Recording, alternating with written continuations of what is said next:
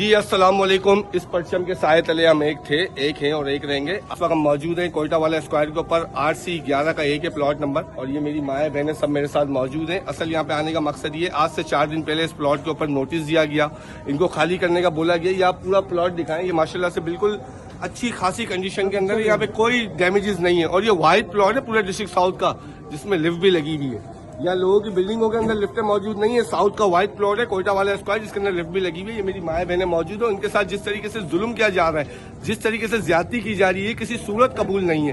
اس کی وجہ یہ عرصے دراز سے یہاں پہ رہ رہے ہیں. یہ پگڑی کا پلاٹ نہیں ہے, یہ کسی سے کرائے پہ نہیں رہ رہے, یہ خود مالکان ہے. ہیریٹیج کی جو لسٹ ہے نا, ہیریٹیج کی جو لسٹ ہے جو سندھ گورنمنٹ کی آفیشیل ویب سائٹ کے اوپر اپلوڈ ہے, اس کے اوپر واضح طور کے اوپر لکھا ہوا ہے کہ گڈ کنڈیشن کے اندر یہ پلاٹ ہے. پھر کیوں ان کے ساتھ یہ ظلم کیا جا رہا ہے, کیوں ان کے ساتھ یہ جبر کیا جا رہا ہے؟ یہ دیکھیں, یہ ہیریٹیج کی لسٹ ہے, اس کے اندر یہ گڈ کنڈیشن کے اوپر. خدا را ہمارے حال پر, ہماری ماؤں بہنوں پر, یہاں کے رہنے والوں پر رحم کریں یار.